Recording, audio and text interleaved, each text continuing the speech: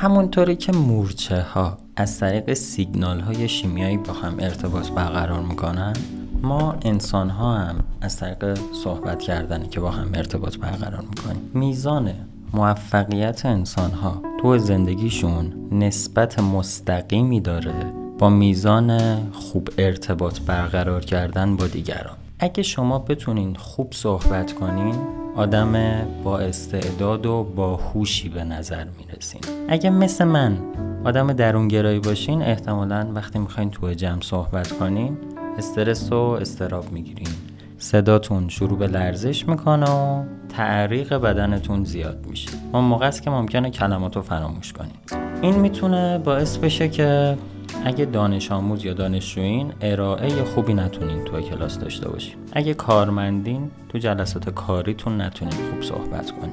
کتاب اصول سخنرانی و فن بیان به روش تد نوشته کریس اندرسون به شما کمک میکنه که بتونین تو جمع خیلی تاثیرگذار صحبت کنین و منظورتون رو به مخاطباتون منتقل کنین. اندرسون فارغ التحصیل دانشگاه آکسفورد و مدیر مجموعه تد. تو تد مدیران موفق و صاحبای کسب و کار موفقی از سراسر دنیا اومدن جمع شدن و هزاران سخنرانی جذاب و درجه یک و با بهترین کیفیت انجام دادن. اندرسون اون دانش خودشو از این سخنرانی‌ها اومده تو این کتاب به ما ارائه داده و با این کتاب بهمون کمک میکنه که بتونیم با استفاده از سخنوری و صحبت کردن تو جمع یه ارتباط خیلی خوبی رو بتونیم با بقیه برقرار کنیم. این کتاب از 5 تا فصل تشکیل شده.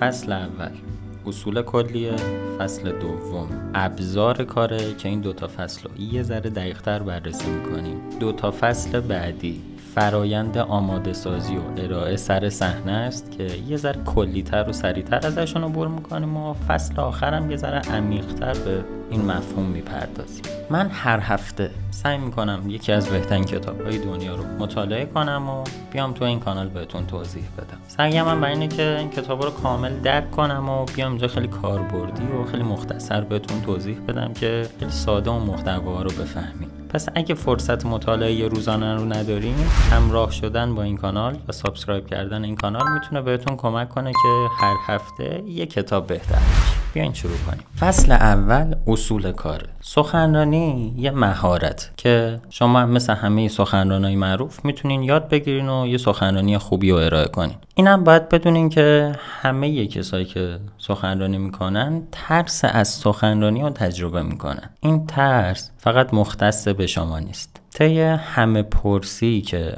انجام دادن از آدما در رابطه با اصلی ترین ترساشون، ترس از سخنرانی جزو شایع ترین ترسای آدما بوده. حتی از ترس سقوط از ارتفاع و مرگ و نیش مار و عقرب و اینا هم ترس از سخنرانی بیشتر بوده. این یعنی چی؟ یعنی همه ما این اضطرابو داریم که وقتی در معرض حضور یه جمعی قرار میگیریم یه اشتباهی کنیم، یه سوتی بدیم، کنیم اون منظور خودمون رو خوب ارائه کنیم و با توجه به اینکه همه ما دوست داریم در معرض احترام بقیه قرار بگیریم، یه اشتباه ما تو اون موقعیت میتونه باعث بشه که این احترامه و این وجهه اجتماعی ما لطمه دار بشه و طبیعتاً این ترسه میتونه باعث اضطراب ما بشه.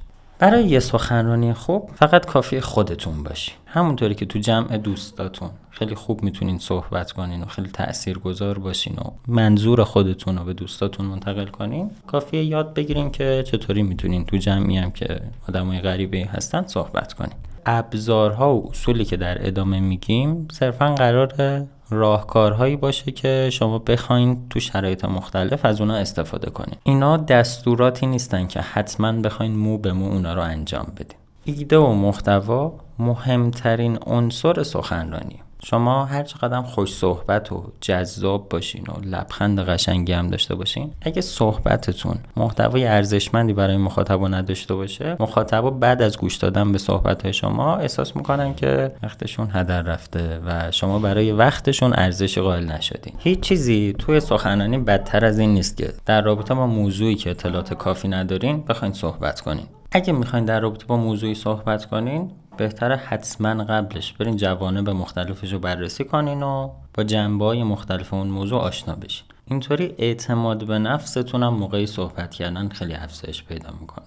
حالا بهترین ایده و محتوا برای سخنرانی چیه؟ برای اینکه بفهمین چه ایده‌ای مناسب سخنرانیه، کافیه به خودتون رجوع کنین و ببینین چه مسائلی براتون اهمیت داره. در رابطه با اون مسائل صحبت کنین. حتما همه ما تو زندگیامون یه سری تجربیات منحصر به فردی داریم که میتونه گفتگو در رابطه با اونا برای بقیه ارزشمند باشه. با صحبت کردن در رابطه با تجربیات زندگی خودتون میتونین سخنرانی خودتون رو منحصر به فرد کنین. با وجود اینکه هر کسی میتونه سخنرانیش منحصر به فرد باشه، اما 4 مدل سخنرانی ممنوعه داریم که کسی نباید انجام بده. مدل اول سخنرانی در رابطه با تبلیغ و فروش. فرض کنین یکی از دوستاتون بهتون زنگ میزنه بعد از چند سال، دعوتتون میکنه به یک کافه و میرین تو کافه و میبینین که اونجا داره شما رو ترغیب میکنه که یه محصولی رو ازش بخرین. احتمالاً ناراحت میشین دیگه و سعی میکنین در اولین فرصت با این دوستتون خداحافظی کنین و برین دنبال کار و زندگی خودتون. طبیعتاً مخاطبای شما هم که پای سخنرانی شما نشستن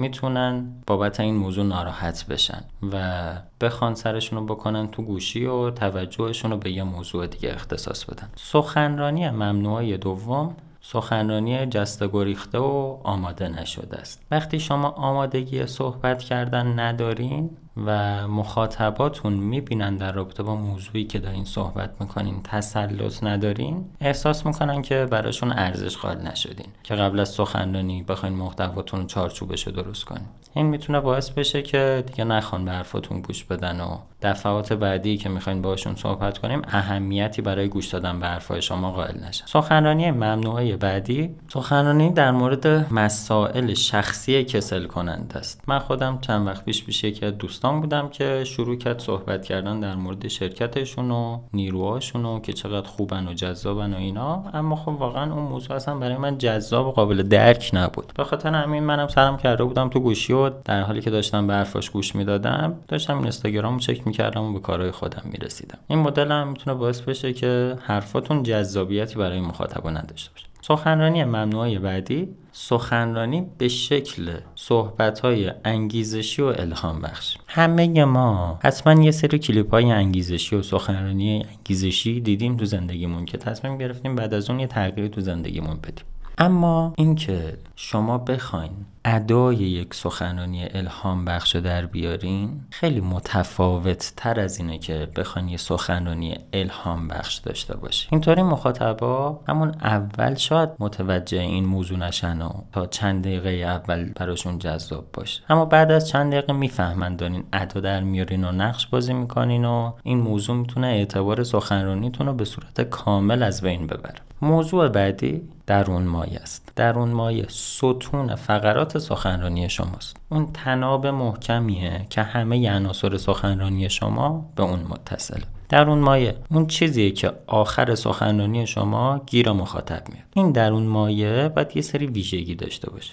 یکی این که درون مایه بر اساس اطلاعات و علایق مخاطباتون ساخته شده باشه. وقتی میخواین یه صحبتی کنین، یه سخنرانی بکنین، حتما باید در رابطه با علایق و اطلاعات مخاطباتون اطلاع داشته باشین تا در رابطه با چیزی با اونا صحبت کنین که براشون جذاب و ارزشمند باشه. ویژگی بعدی که درون مایه باید داشته باشه اینه که شما باید درون مایه‌تون رو تو 15 تا کلمه یا تو یه خط بتونین توضیح بدین. مثلا درون مایه این ویدیو میتونه این باشه که راهکارهایی که ما میتونیم با استفاده از اونا یه سخنرانی تاثیرگذاری رو تو جمع داشته باشیم. یه همچین عبارتی باید بتونه آخر سخنرانی مخاطبتون در رابطه با اون سخنرانی و اون گفتگوتون بفهمه. بعد از اینکه به درون مایه‌تون رسیدین، حالا نوبت به این میرسه که اون چارچوب و ساختار سخنرانیتون رو بخواید مشخص کنید. اینجا 2 تا راه داریم. راه اول اینطوریه که شما کلی اطلاعات دارین، همه این اطلاعات رو میخواین بچپونین تو سخنرانیتون. به خاطر همین مجبورین همه رو خلاصه کنید و بعد از اینکه اون مطلبتون رو ارائه میدین احتمالاً مخاطب خیلی از قسمتاشو متوجه نمیشه. این راه غلط. اما راه درست اینه که این چارچوب و این ساختار رو بر اساس درون مایه‌تون انتخاب کنید. شما باید ببینید تو مدت زمانی که میخواین صحبت کنین، مثلا 10 دقیقه 15 دقیقه، چه مطلبی رو میشه خیلی عمیق و خیلی کامل به مخاطب منتقل کرد و اون 10 دقیقه اون 15 دقیقه بیاین در رابطه با همون مطلب صحبت کنین و همه تلاشتون این باشه که مخاطب به صورت کامل به اون درون مایه سخنرانیتون پی ببره. حالا بریم ببینیم چند مدل ساختار داریم. به صورت کلی شما میتونید 2 تا ساختار برای ارائه صحبتتون داشته باشید. مدل اول ساختار مسئله محوره. ساختار مسئله محور اینطوریه که شما اول اون مسئله، اون مشکل رو مطرح میکنین،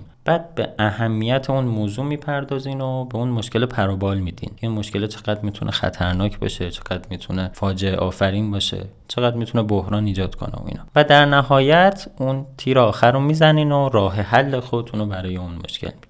این مدل منطقی تره و یه ذره میتونه خسته کننده تر باشه. مدل دوم مدل ایده محوره. مدل ایده محور اینطوریه که شما از همون اول سخنرانی اون ایده جذاب و اون راه حل جذابی که به ذهنتون میرسه و با این جمله که جالب نیست وقتی اینطوریه، اون ایدهتون رو مطرح میکنین و مخاطب و همراه خودتون میکنین تا به جذابیت و به کاربردی بودن اون ایدهتون پی ببرید. رسیدیم به فصل دوم، ابزارهای سخنرانی. اولین ابزار ارتباط برقرار کردن. تا شما نتونین اون چیزی که میخواین رو به مخاطبا منتقل کنین، هیچ تاثیرگذاری انجام نمیشه. سخنرانی ها مثل یه سفر ببینید. تا مخاطب با شما همراه نشه، هر چقدر مقصد و جذاب براش توصیف کنین، هیچ سفری شروع نمیشه. انتقال پیام به مخاطبا اینطوری نیست که به زور بخواین محتوا رو تو مغز مخاطبا منتقل کنین، بلکه باید بتونین با مخاطبا ارتباط برقرار کنین تا اونا به حرفاتون گوش بدن و مثل یه اسفنجی که آبو به خودش یواش یواش جذب میکنه، مخاطبا هم اون محتوای شما رو یواش یواش بفهمن. در اینجا دیگه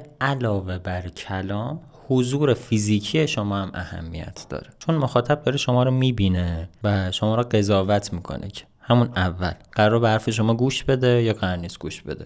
شما آدمی هستین که قابل اعتماد هستین یا آدمی هستین که قابل اعتماد نیست. تو این قسمت 5 تا راهکار داریم که بهتون کمک میکنه که بتونین تو ارتباط برقرار کردن با مخاطباتون موفق بشین. راهکار اول تماس چشمی و لبخنده. همون اول که وارد جمع میشین لازم نیست شروع کنیم به صحبت کردن. یه تماس چشمی با همه مخاطباتون برقرار کنین و یه لبخند بزنین. این قسمت محتوا رو میخوام از رو کتاب براتون بخونم، خیلی قشنگ میگه. انسان‌ها توانایی عجیبی در خواندن ذهن یکدیگر از طریق نگاه کردن به چشمان هم دارند. ما به صورت ناخودآگاه میتوانیم کوچکترین حرکت عضلات چشم را در چهره افراد دنبال کرده و به واسطه آن نه تنها در مورد احساس آنها برداشت‌هایی بکنیم، بلکه بگوییم که آیا میتوان به آنها اعتماد کرد یا نه. و در حین اینکه ما این کار را انجام می‌دهیم، آنها نیز بر روی ما همین کار را می‌کنند. دانشمندان دریافتند که صرف زل زدن 2 نفر به هم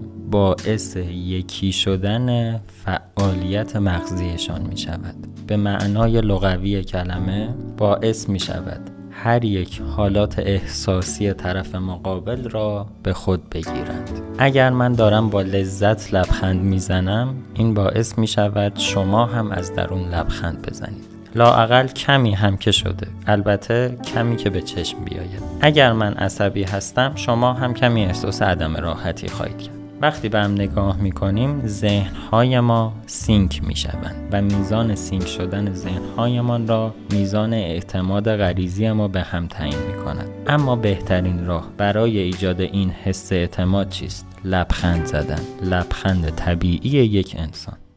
راهکار دوم، آسیب پذیری خودتون رو نشون بدین. این کار باعث میشه که آدما بتونن با شما همزاد پنداری کنن. اون درون مایه سخنرانیتون رو در نظر بگیرین. دارین در رابطه با یه مسئله‌ای صحبت میکنین. اگه خودتون اون مشکل رو داشتین، وقتی اینو بیان میکنین، مخاطبای شما هم که اون مشکل رو دارن میتونن با شما احساس صمیمیت و همزاد پنداری کنن. اما یه نکته مهم که باید حواستون باشه، اصلاً تو سخنرانی نباید خودزنی کنین. نباید بگین که همون اول سخنرانی ببخشید که قراره سرتون رو درد بیارم، وقتتون رو بگیرم، یا ببخشید استرس دارم، هول شدم، یادم رفت. این باعث میشه که همون اول مخاطب با خودش بگه که خب این داره اعتراف میکنه دیگه. اگه شما استرس دارین یا ایرادی هم هستین، مشکلی هم پیش میاد، وقتی ابراز نمیکنین، مخاطب با خودش احتمالای دیگه‌ای هم میتونه در نظر بگیره و حتی اون موضوع رو هم میتونه طبیعی در نظر بگیره. پس خودزنی هیچ وقت نکنین. مورد سوم اینه که بخندونین، اما در صورتی که مهارتشو داری. خندیدن همون اول میتونه باعث بشه که یخ مخاطب آب بشه. این قسمت هم بریم رو کتاب بخونیم. تمرکز بر روی یک سخنرانی و گوش دادن به آن میتواند کار دشواری باشد و در این راه شوخ طبعی روش خارق العاده برای همراه کردن مخاطب با خودتان است. اگر حق با صوفی اسکات باشد، بخشی از هدف تکاملی خنده برقراری پیوند اجتماعی است. وقتی همراه با کسی میخندید، هر دو احساس میکنید با هم همتنین شده اید و این ابزار حیرت انگیزی برای ایجاد پیوند و برقراری ارتباط است. در واقع شوخ طبعی برای بسیاری از سخنرانان خبره به یک ابرسلاح تبدیل شده است. مخاطبانی که با شما میخندند بلافاصله از شما خوششان خواهد آمد و افراد وقتی که از کسی خوششان میآید بیشتر آمادگی پیدا میکنند تا به آنچه میگوید اعتماد کنند. خنده حالت تدافعی افراد را از بین میبرد و به طور ناگهانی فرصتی برای برقراری ارتباط با آنها در اختیار سخنران قرار میدهد. شوخ طبعی هنری است که نیاز به مهارت خاصی دارد. باید حواستون باشه شوخیاتون باعث بیمزه شدنتون نشه. همه از پس آن بر نمیآیند. بزلگویی بی تأثیر بدتر از نداشتن حس شوخ طبعی است. تعریف کردن جوکی که از اینترنت دانلود کرده اید به احتمال زیاد نتیجه عکس خواهد داشت. در واقع جوک گفتن به خودی خود کلیشه غیر حرفه‌ای و غیر هوشمندانه به نظر می رسد و آنچه شما به دنبالش هستید داستان‌های بامزه اما واقعی است. به خصوص اگه این داستان‌ها تجربیات زندگی خودتون باشه که باید یا مستقیما با موضوعات مرتبط باشند یا کاربرد خوشایندی ارائه بدهند. راهکار بعدی اینه که غرورتون رو بذارین کنار. هیچ کسی دوست نداره به حرفای یه آدم خودشیفته‌ای که داره خودش تعریف میکنه گوش بده. تو سخنرانی تا اونجایی که میتونین با بقیه احساس صمیمیت شکل بدین تا آدما بتونن خیلی راحت با شما احساس آرامش کنن. مورد بعدی اینه که از داستان استفاده کنین. تو ابزار بعدی کاملتر در رابطه با این موضوع صحبت میکنم. و نکته بعدی اینه که از حرفای سیاسی پرهیز کنین. اگه اون آدمایی که دارین صحبت میکنین ایدئولوژی خاصی، عقاید سیاسی خاصی، ارزش‌های خاصی دارن که با ایدئولوژی و ارزش‌های شما یکسان نیست، سمت اون دست از حرفا نرین. به جای اون حرفا برین نقاط مشترک رو پیدا کنین و سعی کنین در رابطه با اون موضوعات صحبت کنین. ابزار بعدی نقل داستانه. برای من خیلی جالبه که از اون اول این که بشر به وجود اومد تا همین الان داستان بخشی از فرهنگ انسان‌ها در همه قسمت‌های کره زمین بود. ما داستان‌های اساطیری داریم که مربوط به هزاران سال قبل از میلاد مسیح. انگاری داستان مثل یه پازلیه که تو وجود و فطرت ما نهادینه شده و ما میتونیم با اون ارتباط برقرار کنیم. جالبه تو آثار هنری هم وقتی داستان و درام قرار میگیره تاثیرگذاریشون چند برابر بیشتر میشه. شما هم وقتی همچین ابزار منحصر به فرد و تاثیرگذاری هست میتونین از این استفاده کنید. اما چند تا نکته. تو داستان حواستون باید باشه که اون داستان در راستای اون درون مایه و اون ایده‌ای باشه که دارین مطرح میکنین. مورد بعدی اینه که داستان قرار غیر مستقیم به اون ایده و به اون درون مایه اشاره کنه. مورد بعدی اینه که تو داستان حتما به جزئیات اشاره کنه، اما قرار نیست شاخ و برگ داستان انقدر زیاد بشه که هدف اصلی سخنرانی شما فراموش بشه. و مورد بعدی اینه که داستانتون باید واقعی باشه. این واقعی بودن رو سعی نکنین با اغراق‌آمیز تعریف کردن داستان خراب کنین و سعی نکنین از خودتون داستان بسازین. مورد بعدی هم استفاده از تمثیله. کلی داستان در گذشته اتفاق افتاده که میتونه به صورت تمثیلای خیلی تاثیرگذار و مرتبط با درون مایه شما داخل متن سخنرانیتون قرار بگیره و تاثیرگذاری سخنرانیتون رو خیلی بیشتر کنه. ابزار بعدی توضیح دادنه. توضیح دادن یعنی به اون معلومات قبلی مخاطبا یه سری معلومات جدیدی رو اضافه کنید. برای اینکه این اتفاق بیفته صحبت‌های شما باید آشنا باشه با ذهن مخاطبا، با اطلاعات مخاطبا و بتونین با بیان صحبت‌هاتون مخاطبا همراه کنید.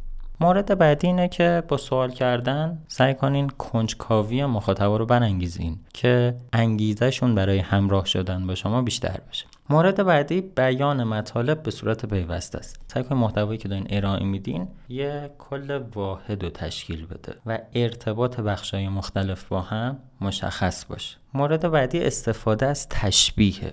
اینکه این موضوعی که دارم میگم مثل فلان موضوعیه که شما میدونین، خیلی میتونه باعث بشه که اون همزاد پنداری مخاطب و اون درک مخاطب از اون چیزی که دارین تعریف میکنین بیشتر بشه. و مورد بعدی استفاده از مثالهای عینیه. سعی کنین در رابطه با موضوعی که صحبت میکنین حتما مثال بزنین تا درک مخاطب و تصویرسازی ذهنی مخاطب نسبت به اون موضوعی که بیان میکنین واضح‌تر و روشن‌تر بشه. اما در اینجا یه چیز داریم به اسم طلسم دانش. طلسم دانش چیه؟ تقریبا همه کسایی که اندیشمندن و دانشمندن و اینا درگیر این موضوع میشن. تصور ما اینه که وقتی در مورد یه موضوع اطلاع داریم، همه باید در رابطه با اون موضوع همونقدر اطلاع داشته باشن و وقتی میخوایم در رابطه با این موضوعی صحبت کنیم یه سری مقدماتی تو پیش‌فرض ذهنی ما قرار داره که مخاطب از اون اطلاع نداره و وقتی ما داریم صحبت میکنیم اون پیش‌فرض‌های ذهنی و اون مقدمات رو به صورت پیش‌فرض حرفامون در نظر گرفتیم و مخاطب وقتی حرفامون رو داره گوش میده خیلی از بخشاشو نمیفهمه. این خیلی مهمه. شما هم برای اینکه بتونین جمعیت بیشتری رو با خودتون همراه کنین و اون انتقال پیامتون بیشتر بشه، باید تا اونجایی که میشه سعی کنین دوچار این طلسم دانش نشین. ابزار بعدی متقاعد کردنه. تو متقاعد کردن اولین کاری که باید انجام بدین اینه که اون دیدگاه قبلی مخاطبا رو در رابطه با اون موضوع بشکنین. اما اگه این کارو خیلی یهویی انجام بدین باعث مقاومت اونا میشه. این کارو باید حواستون باشه که خیلی ملو و مرحله به مرحله سعی کنین پیش برین و انجام بدین. یکی از راه‌هایی که میشه آدما رو متقاعد کنین استفاده از استدلال. استدلال چیه؟ استدلال بیان یه سری از مقدماتیه که باعث میشه مخاطب ناخودآگاه به اون نتیجه برسه. یه مثال خیلی عامیانه و مرسوم که داره اینه که وقتی شما ببینین بیرون زمین خیسه احتمالاً بارون اومده. بیان مقدمات شما هم قرار مخاطب رو به یک نتیجه برسونه. مدل بعدی استفاده از این ابزار برهان خلفه.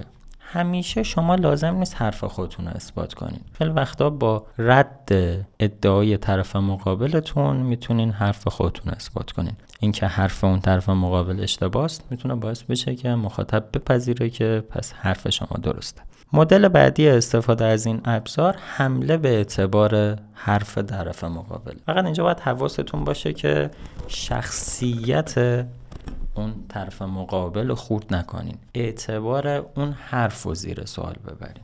اینطوری انگاری پایه هایی که اون حرف رو نگه داشته و شما از بین میبرین و اون حرف تو ذهن مخاطبا میریزه. مدل بعدی اینه که راه های اشتباه رو بگین. مثل همین ویدیو که ما تو بخش اول گفتیم 4 مدل سخنرانی ممنوع. این کار باعث افزایش کنجکاوی مخاطب میشه. شما وقتی راههای اشتباه رو میگین، مخاطب به راههای درست هم احتمالاً بهتر میرسه. سخنرانی منطق محور و با استفاده از این ابزار یه مشکلی که داره اینه که خیلی خشک میتونه باشه. برای اینکه گرفتار این خشکی نشین، باید تا اونجایی که میتونین از تشبیه و داستان و مثال و چیزهای مختلف استفاده کنین تا این سخنرانیتون رو جذاب کنین. ابزار بعدی هم که تو این فصل میرسیم بهش رونماییه. اگه شما یه محصولی دارین که یه ماهیت فیزیکی داره، بهترین حالت انتقال پیامتون به مخاطب نشون دادن همون محصول و همون تصویر. شما با نشون دادن اون میتونین اون چیزی که میخواین رو به مخاطب نشون بدین. اگه میخواین کارآمدیشو نشون بدین، کافیه بیارین رو صحنه و نشون بدین اون کاری که قرار انجام بده رو به نحو احسن میتونه انجام بده. فصل بعدی فرایند آماده سازیه. همونطوری که احتمالاً تا الان رو تصویر دیدین، من این خلاصه تصویری دقیقم از این کتاب آماده کردم که 2 فصل پیش رو که یه ذره جزئی تر و یه ذره مصداقی تر و یه ذره راهکارهای عملیاتی تر داره رو اونجا دقیق تر این راهکارها رو آوردم. اگه یه سخنرانی جدی دارین که میخواین یه مطلبی رو ارائه بدین، توصیه میکنم که این گزارش تصویری رو برین از لینکی که داخل دیسکریپشن گذاشتم برین داخل کانال تلگرام اونجا دانلود کنید. بیاین شروع کنیم این فصل رو. استفاده از فیلم و تصویر میتونه تو سخنرانیتون خیلی مؤثر باشه. اسلاید هایی و حالا تو پاورپوینت، تو پرزی یا تو هر نرم افزار ارائه مطلبی مثل فوکو اسکای آماده کنین و همراه با صحبت هاتون اون محتوایی که دارین مطرح میکنین و تصاویر و فیلم‌های مربوط به اون رو نشون بدین. اما چند تا نکته رو باید مد نظر داشته باشین. 1. حتما از تصاویر با کیفیت استفاده کنین که کیفیت ارائه‌تون خوب باشه. 2. ارائه هر اسلاید همراه با صحبت کردنتون باشه. یه توازنی برقرار کنین تو صحبت هاتون و استفاده از اسلاید ها. نشه که یه بخشی از صحبت هاتون طولانی باشه بدون اسلاید، بعد یه دفعه یه بخشی و کلی اسلاید نشون بدین که صحبتی هم نکن. سعی کنین متناسب با اون درون مایه‌تون یه تناسب استانداردی رو برقرار کنین. مورد بعدی اندازه محتوای هر اسلایده. ببینین همه اون حرفایی که میزنین و قرار نیست روی اون اسلاید بنویسین. چرا؟ چون قرار اسلاید یه کار دیگه ای بکنه. اگه همه اون حرفایی که دارین میزنین اونجا بنویسین، خب علتی نداره شما بخواید صحبت کنین. اگه قرار اونجا بخونه اونجا میخونه دیگه. پس کاربرد اون اسلاید رو مشخص کنین. اگه قراره کنجکاوی ایجاد کنه میتونین یه سوال بنویسین. اگه قراره به یه موضوعی تمرکز شما رو جلب کنه فقط یه جمله عنوانوار اونجا بنویسید. اندازه محتوای هر اسلاید هم در نظر داشته باشین. محتوای اسلاید هاتون نه خیلی زیاد و شلوغ باشه نه خیلی محتواش خالی باشه. اگه قراره چند تا تصویر نشون بدین که مهمه، هر تصویر رو توی یه اسلاید نشون بدین. اینطوری نشه که 5 تا عکس رو بریزین توی یه اسلاید، بعد مثلا اسلاید بعدی یه جمله نوشته باشه. این تناسب هم رعایت کنین. مورد بعدی اصول چیدمان تو اسلاید.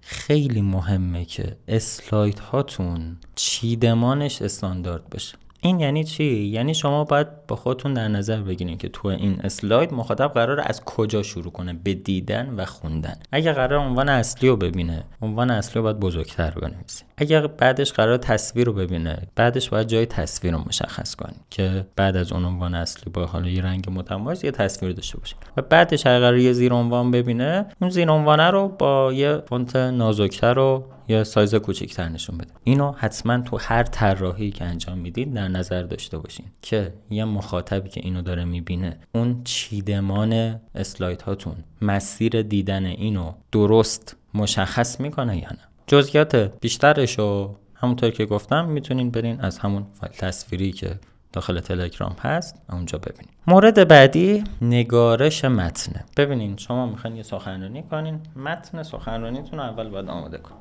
بعد که متن سخنرانیتون آماده کردین، حالا چجوری میتونین ارائه بدین؟ 2 تا راه داره که هر 2 تا راه هم طرفدارای سرسختی داره. یکی اینکه کامل اون سخنرانی رو حفظ میکنین، واو به واو، مثلا یه ربع سخنرانیتون رو دقیق حفظ میکنین و میان ارائه بدین. این مدل خوبیش اینه که واسه تک تک کلماتش فکر کردین. زمان صحبت کردنتون دقیق تنظیم شده همون قدری که میخواین صحبت کنین. جمله‌ای رو لازم نیست سر صحنه فکر کنین که از چه کلماتی استفاده کنین. اما بدیهای خاص تا خودش هم داره. اگه یه دفعه یه قسمتی هم متنیاتون بره، دیگه بعدش هیچ جوره نمیتونین با فکر کردن یه چیزی از خودتون تعریف کنین. حتما باید برگردین به اون متن مراجعه کنین، ادامه رو از روی اون بخونین. یعنی این حفظ کردن باعث میشه شما روی ذهنتون یه قفل بزنین که اون تحلیل و اون آنالیزه رو ببنده. همه تمرکز رو خود همون کلمات و همون جملات باشه. مدل دوم اینطوریه که نه، شما فقط عناوین اصلی رو آماده میکنین، یادداشت میکنین و میایین در مورد اون عناوین صحبت میکنین. ایراداتش چیه و نقاط قوتش؟ ایراداتش اینه که اگه حواستون نباشه ممکنه یهویی به جای اینکه 10 دقیقه صحبت کنین 20 دقیقه صحبت کنین و خیلی کلافه کننده باشه. ایراد بعدیش میتونه این باشه که اگه خوب عقد محتواتون آماده نکرده باشین، محتوا رو یادتون بره و در رابطه با اون موضوعی که میخواین صحبت کنین ندونین قراره چه جزئیاتی رو بیان کنین.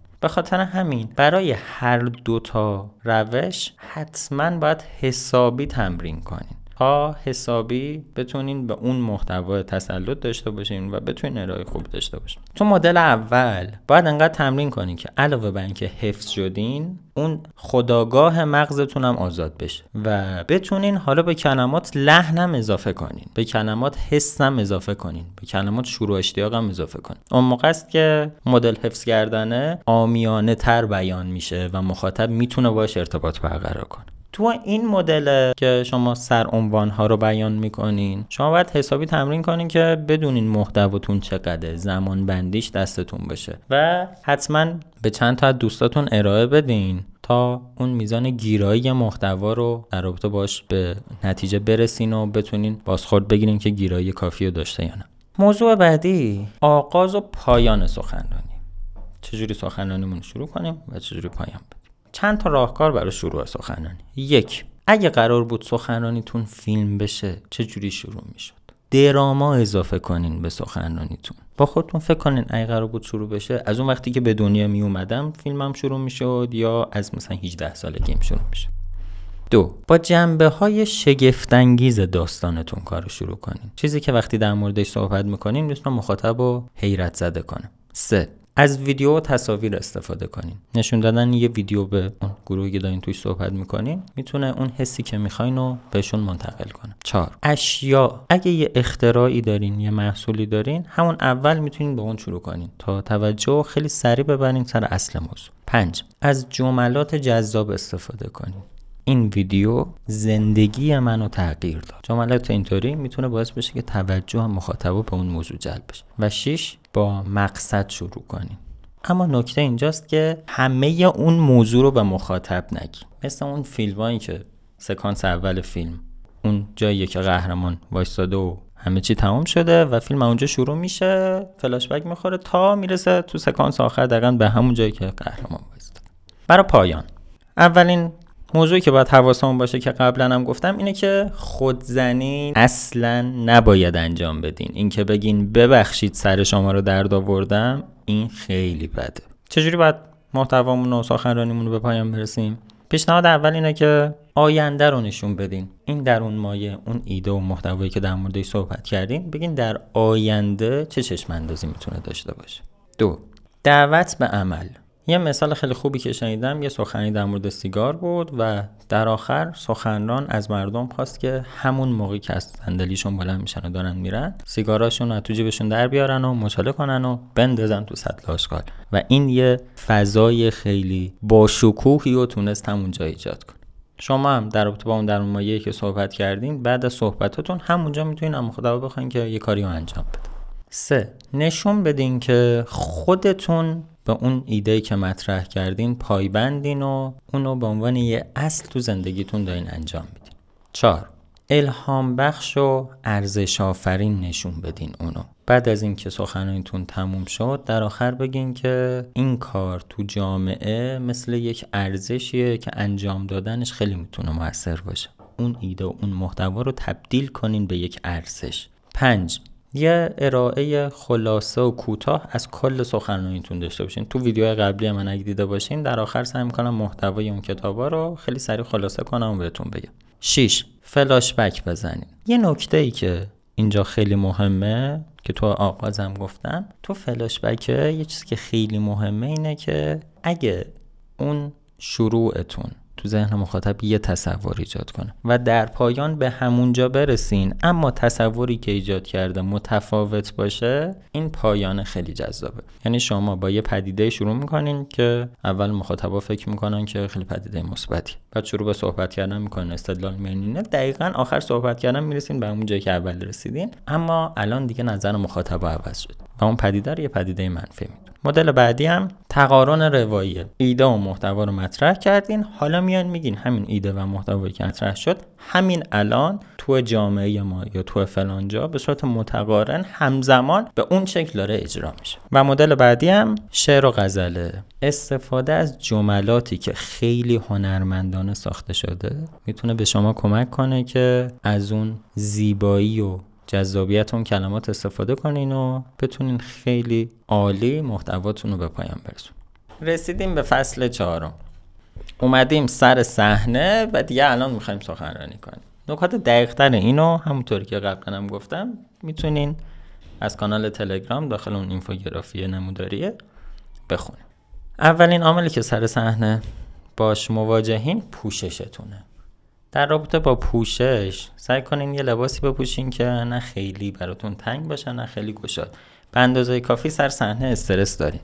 پس در رابطه با پوششتون یه پوششی انتخاب کنین که توش احساس راحتی کنین و دیگه سر صحنه لازم نباشه به پوششتون فکر کنین. احتمالاً اگه قراره یه جایی ازتون ضبط کنن باید حواستون باشه که روی کمربندتون پشت شلوارتون یه حاشف میخوام بذارن. پس کمربندتون نباید خیلی شل باشه، نباید خیلی سفت. تو جاهای مختلف باید حواستون به این ظرافت‌هایی که رو پوششتون تأثیر داره باشه. لباسی که راه و خیلی راهش به هم نزدیکه، اگه قراره ازتون فیلم برداری کنن نباید بپوشین. اگه قرار پشتتون از پرده سبز استفاده کنن، لباس سبز نباید بپوشین. کلی نکته دیگه که تو اون محلی که میخواین صحبت کنین بعد حواستون به اون مطالبی که برای پوشش لازمه باشه.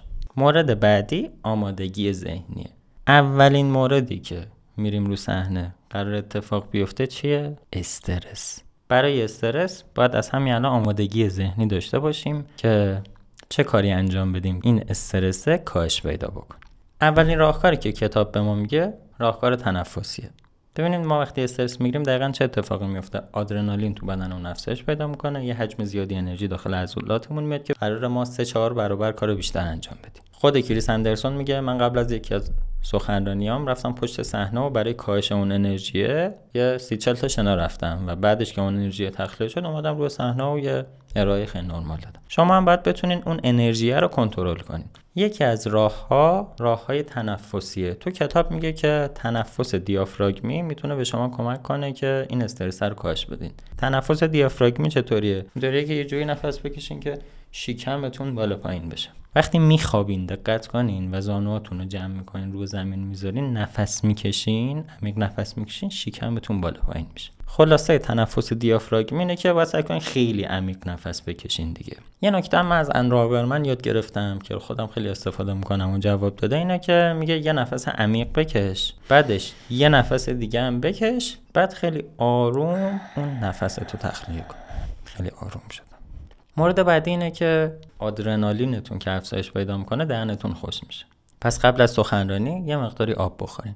مورد بعدی اینه که با معده خالی یا معده خیلی پر نرین سر صحنه سخنرانی. اگه با معده خیلی خالی برین احتمالاً ضعف میکنین و اگه با معده خیلی پر هم برین احتمالاً سنگین میشین. مورد بعدی اینه که نگاهتون به چهره‌هایی باشه که ازشون انرژی مثبت میگیرین. وقتی میرین توی یه سخنرانی باید با همه جمع ارتباط چشمی برقرار کنین. کل اون جمع رو به چند تا قسمت تقسیم میکنین و تو هر قسمت با اونی که انرژی بهتری میگیرین ارتباط چشمی برقرار میکنین. مورد بعدی برنامه‌ریزی برای اشتباهات. وقتی یه جایی میرین قراره یه فایلی ارائه بدین، طبیعتاً ممکنه که چه میدونم سیستم خوبی نداشته باشن، پاورپوینتشون نسخش با نسخه شما همخونی نداشته باشه و هر موضوع دیگه. بعد سعی کنین تا اونجایی که میشه این مشکلات رو از قبل پیش بینی کنین. مورد بعدی تمرکز روی محتوای جملات. این موضوع میتونه معجزه کنه. هر چیزی که هست بذارین کنار، اون آدمایی که سر صحنه نشستن رو در نظر بگیرین و با خودتون فکر کنین که این محتوایی که تو ذهن من هست و من چجوری باید به اینا توضیح بدم که اینا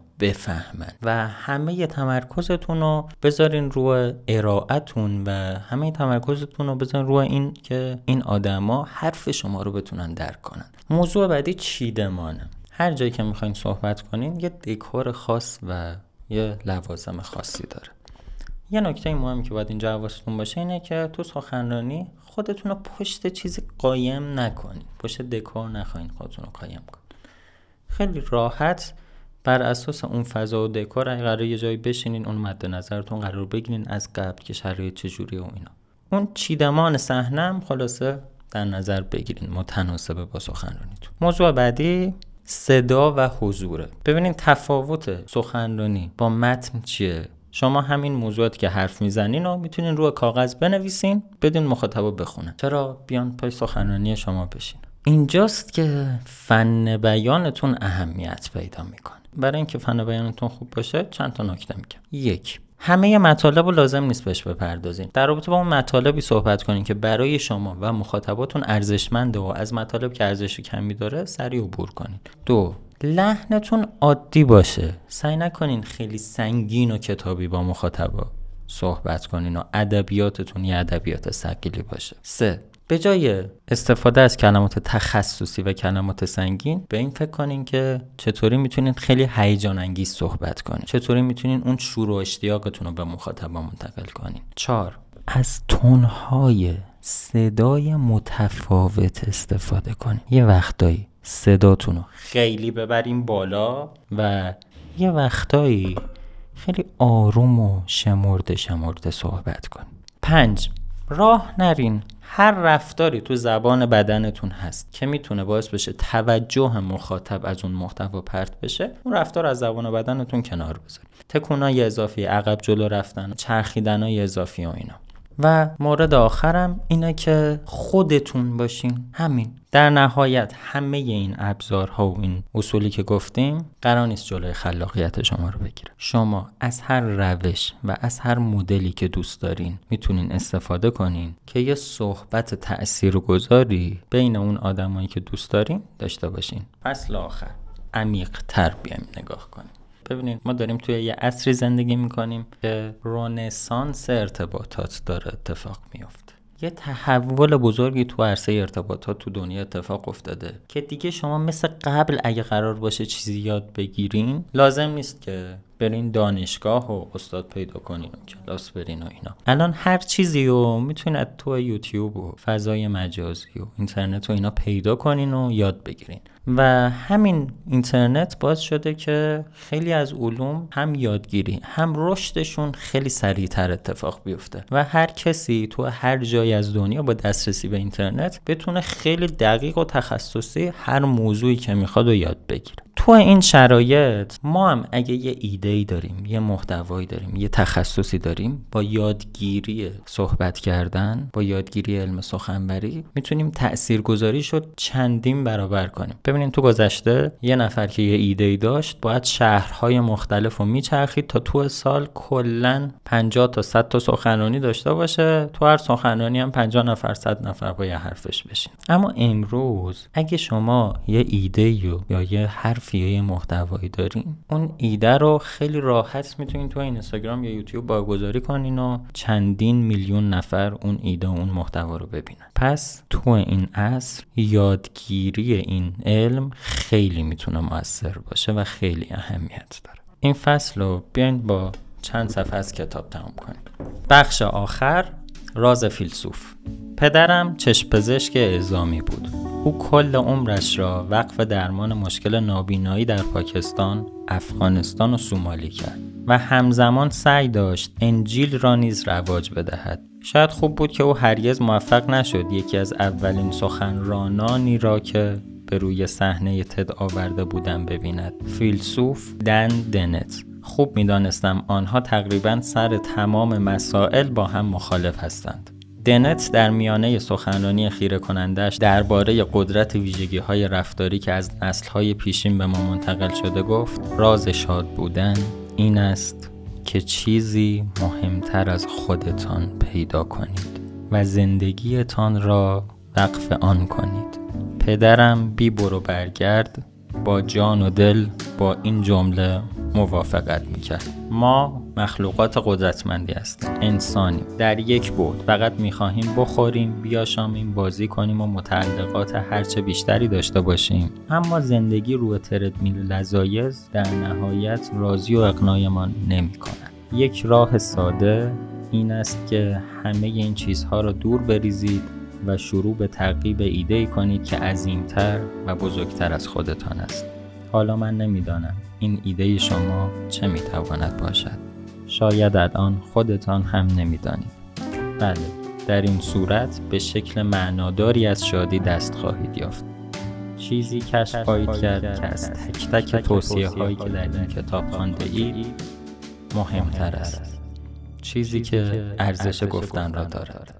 امیدوارم که از دیدن این ویدیو لذت برده باشین. امیدوارم این ویدیو بهتون کمک کرده باشه که بتونین تو جمع صحبت راحت‌تر و تاثیرگذارتری داشته باشین. ممنونم که تا اینجای ویدیو با من همراه بودین. تا ویدیو بعدی و با کتاب بعدی میبینمتون.